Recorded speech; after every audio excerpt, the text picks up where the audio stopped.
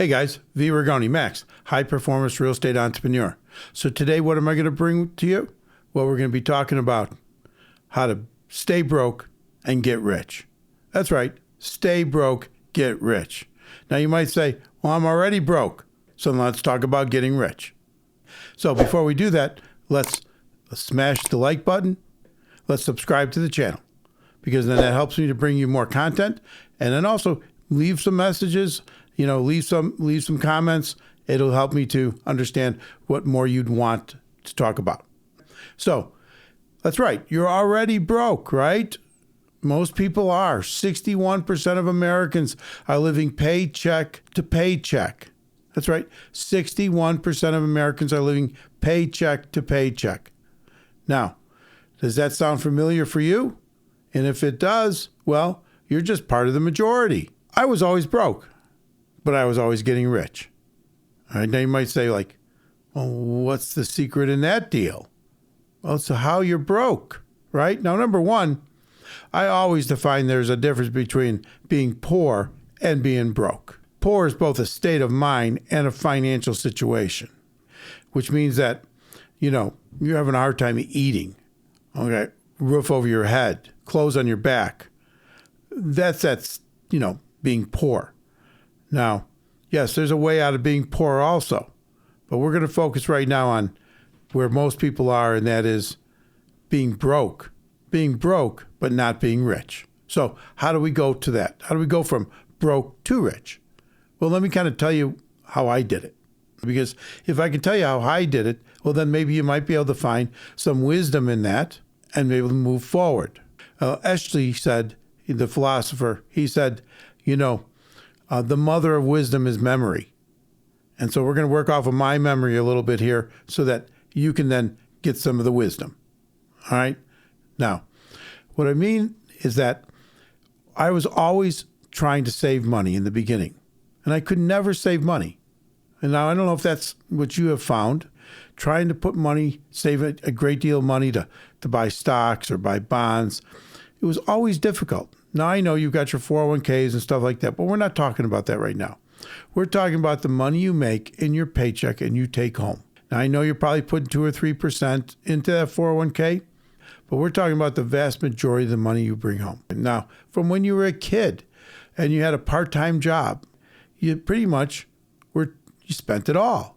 Some of you, I get, was out there saving money, putting it in a savings account, but I never found that saving was a path to becoming rich, to becoming wealthy.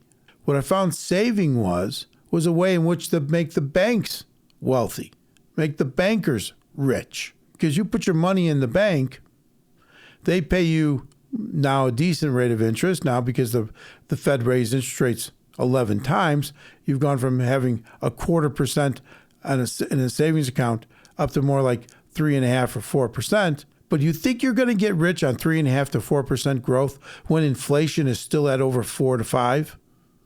No, you're not. You're just helping other people to get rich. Now, does that mean that I'm saying don't accumulate some money? No, I'm not saying that. But if you think you can save your way to becoming rich, becoming wealthy, you're just going to be someone's sucker, because you're going to put that money in that savings account. They're going to make a ton of money off of it. And then in the end, you're going to have less buying power than when you originally put the money in the bank because of inflation. That's right. And so what I'm talking about is that by what I did was I was finally decided, hey, it's time to change my life, because even though I had read all the books on real estate and I knew from the time I was 15 years old I wanted to get into real estate, well, then I went actually in a different path. I opened up a real estate office. I initially went to work for a real estate broker. I got my license, and I know there's all these people out there saying, hey, you make a ton of money in real estate. Well, you think they're making a ton of money in real estate today? Absolutely not. There gets to be a point in real estate when there was a frenzy because of what? 2.5% mortgage rates? So what I did is, like I said, I went and opened up a real estate office, and I thought that was my way into real estate. But then I got caught in the trap. And the trap was, I'm running a business. I actually have a partner. They're taking 50% of what I'm generating. I've got salespeople, and I'm having a hell of a time saving a dime. Now, you might say, well, you just said don't save. That's right. When I'm talking about this kind of saving, I'm talking about accumulation of money to be used for an investment, to be used to increase your wealth, not just to stick in the bank for the next 20 years, not just to buy CDs. You know, we used to have a saying called CDs were certificates of depression. Well, that's when the interest rates were 1.5% on a CD. Well, now they're 5%, but they're still certificates of depression, because where do you think you're going to go on 5% return? And in a situation in which every dollar you put into that, it gets the interest gets taxed on an income basis, not on a capital gains basis, which is part of the trap. You see, they want you to put the money into the savings account, and then you get your statement, and then you get your interest. Then you've got to apply that interest to your income. And now you pay a much higher tax based upon whatever tax bracket you're in. It's all part of this system that's designed to keep you broke and not wealthy. I don't want to say broke and poor, but it's broke and not wealthy and not rich. So what I was doing is I finally decided, hey, it's time. And I started accumulating some dollars, putting some money away. Yes, and temporarily, stick it in a savings account. Don't stick it in your checkbook. You're going to damn spend it. Because money you stick in your checkbook, you're going to think, oh, I can use that to go on this trip. I can use that for a down payment on a jet ski, whatever. But stick it away. Stick it in just a general savings account. Stick it on your mattress. I don't give a shit, but stick it somewhere. When you're accumulating money, what are you going to use this money for? Well, it's going to be what the vehicle is in which it's going to help you to become wealthy. For me, it was real estate. For this channel, it's primarily real estate and entrepreneurship, right? Buying a business, buying real estate, right? And so what real estate will do for you in the beginning is that it's not going to give you huge cash flow, especially with the interest rates where they're at. And on top of that, we know that interest rates are not going to come down anytime soon. Remember those people that were telling you that they were going to start cutting rates by the second half of the year in 2023? I told you they were morons, that it wasn't going to happen. The Fed doesn't try to create a recession, doesn't raise interest rates 11 times so they can immediately turn around and cut them. They don't do that. They got to wait for the evidence to come true, is that they've gotten the slowdown in the economy they're looking for. But I don't want to digress into that. So what you're going to do is you're going to accumulate money. You're going to start putting it away. So how much do I have to put away to change my life? Well, it depends upon where you live and what are the prices of homes in your area. Starter homes, the beginning homes, right? What are the price of the 2-bedroom home in your area? If it's $150,000, so then how much do you think you've got to be able to start to accumulate in order to get into that $150,000 house? 3.5%, right? 3.5%. So you're going to have somewhere between $4,500 to about $6,000. And why do I say that? Is because you need the 3.5% plus you need some closing costs. And so depending upon whether you get that house at 125 or 110 or 200, it doesn't matter. So if it's 200, now you know you have to have at least $7,000 plus some closing costs. Now you might say, how am I going to get that? Well, come on. Most of the people that are watching this, you have a job. So quit spending the damn money on stupid shit. Isn't that really the bottom line? You have to quit spending the money. We talked about credit before, how crazy that is. We talked about the fact that you should only be using credit cards for convenience. When I was reaching my first $1 million in wealth, I had no credit cards because I knew that they would just cause me to spend money on stuff that I wanted now, but couldn't afford to pay for it now. So you're going to have to change your life for a period of time here. And you most likely will change your life forever. How? Well, because, you're going to be able to buy the right things. You're going to accumulate money so you can buy assets. You get wealthy by buying assets. And, again, I get it. There's people in the professions, doctors, lawyers. They can become wealthy from their jobs. I get it. There's the corporate suite people. I get it. There's the very top salespeople in every field. I get it. But you know how small percentage of Americans that is? And you're not it. So let's not even talk about it. So you got a job. You're making $45,000, $50,000, $60,000 a year. You got to start to look, how do I accumulate some money? You can always spend every dollar. Have you found that to be difficult? Now, why do I say I stay broke to get rich? Well, because when I accumulate these dollars, and it was like with my first property, I had to come up with 10% down to buy a $33,000 house. Now you might say, well, hell, that's nothing.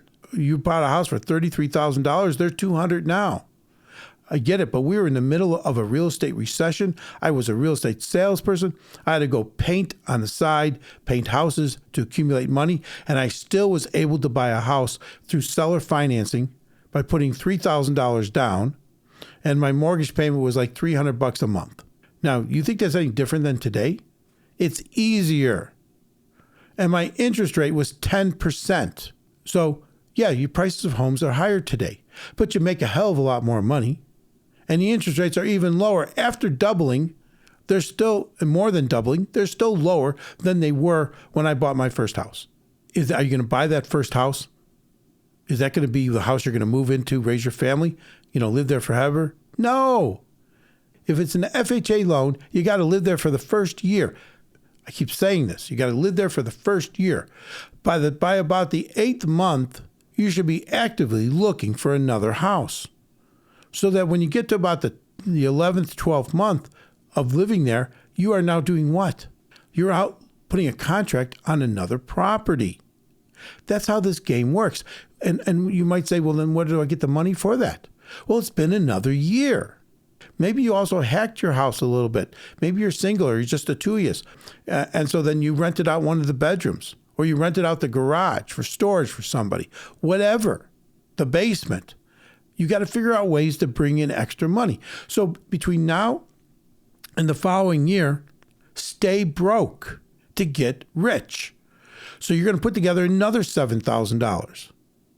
Remember, if you're making $70,000, that's 10%. If you're making $40,000, right, or $35,000, all right, it's 20%. Whatever it is, make it happen. Drive Uber, whatever it takes to put together the next $7,000. Because what you're going to do is you're going to then go out, you're going to find that secondary house, you're going to move into that house, and before you go and you get the loan on that property, you're going to have a tenant for the house that you're currently in, so that mortgage payment that you're now responsible for, you'll have a signed lease from a tenant, and that signed lease will then negate the liability of the payment on that first property you moved into the year before. Now you might say, well, that seems really complicated. It's not. Figure it out. It's not difficult. So you got you put together, in the first year, between now and the next 6 months, 8 months, you're putting together your first $7,000. Then you're going to go ahead and then you're going to buy that first property 7, 8 months, a year from now. When the prices are right, you're going to go and you're going to buy that first property. And I'm not talking about this economy. I'm just talking about how the system works, how you make this work for you. You got to then overlay this system on wherever the cycle is in the real estate market, wherever the cycle is in the economy. So if I say go buy a house in 6 months, what I mean is save $7,000 in the next 6 months, $8,000, whatever it takes in the next 6 months to a year. So then you have the money. You're broke. Even though you have the money, you're broke because you're not going to buy the shit you want to buy with that $7,000. Instead, you're going to buy something much more important. You're going to buy that first property that's going to become your first investment property. Again, if you happen to be in an area that's got duplexes or triplexes, well, you may want to wait and accumulate even more dollars so you can go into the duplex. But if they're not available, like where I was at, they were not available. There were only a handful of duplexes. There were no triplexes. There were no quads. There were no small apartment buildings, 4 units or less. And so I had to start out by buying single-family homes. Nothing wrong with that. Now, are you going to stay there forever? No. You're going to transition from single-family to multifamily. Some people say, hey, just start with multifamily. I say, yeah. Do you have $200,000? Do you have the $50,000 to put down? If you do, then start with the multifamily. If you don't, and you're broke, but basically poor, have no wealth, then maybe you should start thinking about being broke to accumulate money, to be able to become wealthy, to be able to become rich. And I know there's this whole argument between what is wealthy, what is rich. Wouldn't you like to be in a position where they have to define you between which one of those that it is? So we're not even going to worry about that. So whether it's rich or wealthy, be broke to get there. You understand how this works? This is how it worked for me. If you don't want to do it, that's fine. Just keep going to the job, of which the majority of people hate their jobs. Keep being the person that basically is living paycheck to paycheck. Keep being the person that's putting 3 or 4% in a 401k plan and has some illusion that in 30 or 40 years, they're going to have the ability to retire. Not happening, folks. Not with that kind of, if you're only putting that kind of money away, it's not happening. What I'm telling you to do is, let's get wealthy now. Let's not wait for 40 years. Now, will you get wealthy overnight? Will your income soar overnight? Absolutely not. But have you ever done anything that was worthwhile that you could do it in 5 minutes? I was just talking to somebody here about, AMC, the stock, or the meme stock, right? Right now, it's trading under $2. When people had that stock and it was in the 40s and 30s and 40s, wherever it got to, nobody sold it. A lot of those people just waited till it's now down to $2. In other words, wealth that comes to you quickly tends to vanish quickly. And so, but if you put yourself on a life plan, a plan that will become your source of wealth, that will become your source of becoming rich, which in the end, wealthy, rich, I don't care. It's called financial freedom. It's called doing what you want to do, when you want to do it, where you want to do it, with whomever you want to do it with. That's financial freedom. Because you always say, if you think rich is you can just go to the Bahamas by yourself and that's fun. No, I want to take my whole family with. I want to pay the bill for everybody. That's financial freedom. That's having a sense of wealth. It's what you can do for other people. So whatever your why is, why you want to do this, right? Me, it's become financially free. For me, that's where I come from. It's not because I want to spend all this money on myself. Hell, I don't spend almost anything on myself. It's what can I do for other people. So whatever it is for you, it's the old saying, poor people with no money are not very generous. And you might say, oh, that sounds horrible. Well, if you can't afford to pay the electric bill, how can you help somebody else pay theirs? So you got to gain some wealth so you can help some other people. And so you start that by being broke. You are already broke. You're halfway there. But just don't be stupid. And then you'll gain your wealth. So maybe this should be called Be Broke, but Don't Be Stupid. However you want to term this conversation, however you want to define it, you're already halfway there. You already know how to be broke. But then stay broke, but get rich. And you get rich by accumulating the seed money, the initial money you need in order to get started. Now, if you need help to figure out what should I do to accumulate those dollars, well, let's just talk for a second about that. Is your job that you have, is it a commission-based job? If it is, well, what am I going to tell you to do? Sell more shit. If it's a performance-based job, then figure out how to get that next pay increase. What do you have to do? Do you have to work harder, longer? You can either work harder and longer now, so you can work a lot less hard and long later on. So you work harder, longer, and no one's saying, don't work smart, always work smart. Or you can go out and get the side hustle. And what is the side hustle? I don't care if it's a part-time job at Menards, okay, or at Lowe's or at Home Depot. Whatever it is, all those dollars that you make are going to be going for one purpose and one purpose only. They're going to be going to accumulate to be your seed money, to be the money you're going to start your new business with. And if it's real estate, it's going to be for that. If it's to buy a business, well, do the same thing. But if you don't put in the time now, if you don't make it happen now, then when are you going to make it happen? This is a very easy step-by-step process. The first thing I would say to do is look in the mirror and have a real conversation with yourself. That's right. Look in the damn mirror We used to say, it's the come to Jesus meeting. Well, have it with yourself about what you're doing. Do you want to stay one of the 61% of the people that live paycheck to paycheck? Do you want to be part of the majority of people that have no money saved, no money invested, no money growing, no assets going into retirement? That's right. Look at your folks or the folks of your friends. So what do you want? If you don't want that, if you don't want to be there, then quit pissing and moaning and make some changes. And then you don't have to make a giant change. Just save the next $7,000 to $10,000. You already got the credit cards. So in this process, make sure you get those credit cards paid off. Because what are you going to use those credit cards for? You're going to use those credit cards as means in which to help fix up the property once you buy it. So if it needs new carpeting, if it needs new paint, all the things you're going to need to do, you might need to spend a few $1,000s on getting the place ready. Now, can you do a complete overhaul on a few $1,000s? No, but you might need to change some of the appliances. You might need to change something. You most likely will have to paint it. So you're going to need basically another $3,000 to $5,000, $6,000 of available funds somehow. If it's carpeting, hell, then go on the payment plan for the carpeting, right? No payments for 24 months, 12 months. Now, don't do that.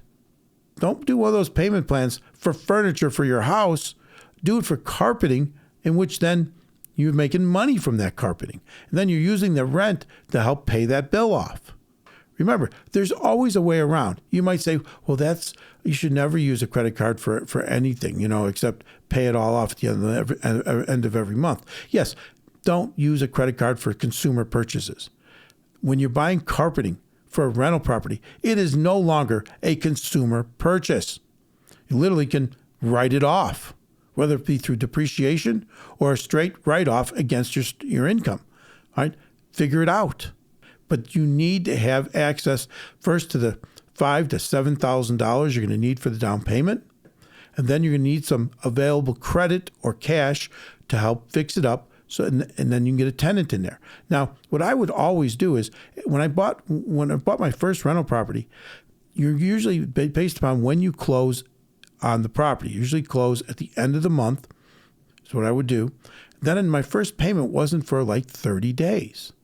So in those 30 days, I got in there immediately. I painted the place. Most of the time I did it myself and my son, Jonathan. I did whatever minor carpentry work had to be done. Anything minor. Changed the faucet that was leaking. Whatever that had to be done. Cleaned it up. All right, got it ready. Put the new carpet in. Most every place you're going to need is going to need the floors refinished or new painting. So you're talking about anywhere from, like I said, up to $5,000, $6,000 to get a place ready to be, turned over as a good rental. Do it within the first 3 weeks. Get the place up for rent immediately, and you'll have a tenant in most cases within the 30 days. So by the time I was not going to make that first payment, and all the properties I ever bought, I never, ever made that first payment on those single family homes when I first began out of my pocket. The rent came in. I had it rented, and I had the tenant moving in. They prepaid the rent, and I used that this day on day one. Now, did I have the money? Yes, because you need to have some reserves. And if you don't have the reserves personally, then you have to talk with somebody to make sure that you have some reserves set aside, a few $1,000, so that in case you need to make some payments, in case you have a bad tenant or whatever. Shit happens. But again, these are all things you can call obstacles. These are things that all will stop you if you let them stop you. Because you said, "Hey, Vic, I thought you said I only needed $5,000 to $7,000. And then you said, no, now I need to be able to fix up the place. Oh, then now you need to have some reserves." Yes, this is the world we live in. Or go to work every day for the next 40 years and put up with whatever the bullshit they're going to make you put up with and eat whatever crap they're going to make you eat for the next 40 years. So which game do you want to play? So the reality is you got to have some access to some money. You got to accumulate some money. You got to put together some dollars for repairs. And you got to have some money for reserves. Now, some of that can be done with credit, right? It's just the way it works. Those are some of the basic beginning steps in which to go from being broke, which where you're at right now, okay, to being broke and on the way to becoming rich. That's what I'm telling you. That's where the maximum high performance comes in. If you're going to do the same shit you did yesterday and expect the same results, you're going to get the same results, right? Isn't that what they say is the definition of insanity? You think you're going to change, but you do the same stupid shit? If you want to make a change, make a change. If you don't want to and you're just watching this for entertainment purposes so you can watch me sit here and talk, fine. That's up to you. But I had nobody telling me this in this way. I was raised in an environment that was pro-entrepreneurial. My father never worked as an employee ever, but he wasn't big on saying, Vic, this is what you got to do. This is what you got to do. These are the steps you got to take. He pretty much said, you see how I live, figure it out. And that's what I did. And that's what I'm trying to tell you. But I'm also giving you the help necessary to give you some guidance, right? It's just not what you need to do. People are telling you all day long what you need to do. But what I'm trying to show you how to do it. Because if you know how to do it, it makes it less scary. It takes the fear out of it. It takes the, oh, that's just too big for me to be able to deal with, right? So let's recap this, all right? You got credit cards, you want to get those things paid off, right? That goes without saying. Then you want to start to, accumulate some dollars. Stay broke. What I mean by that is don't spend more money than you have to. Cut back on what you're doing and start accumulating some of the dollars either out of your current income or go get a side job or the hustle and then dedicate those dollars to accumulating those dollars in order to become your first down payment. Once you got that money accumulated. Now understand the reason why you wanted to get those credit cards paid down at the same time is because you're going to use those credit cards to help to do what? All right? To spend the money to fix up the house you're buying into a suitable rental property. At the same time, you want to make sure that you've put some dollars away for some reserves. What is that? Well, that's in case you got to make some mortgage payments, in case the people turn out to be, shitheads. That's right. We're all going to run into one of these people. The worst thing is when you run into them as your first tenant. That can happen. But does that mean it's bad to own rental properties? Absolutely not. Does it mean you got to put up with some aggravation? Absolutely. And it goes to what I always say, the amount of aggravation you're willing to put up with initially is directly proportional to the amount of money and wealth you accumulate over your life. Because that aggravation goes away over time. These are the steps you got to take. Let's get out there. Let's make it happen. And what do I always say? Think big, start small, grow fast. V. Rigoni, Max, high-performance real estate entrepreneur. Remember, smash the like button, subscribe to the channel. Hey, and let's leave a couple of comments, baby. Talk to you soon.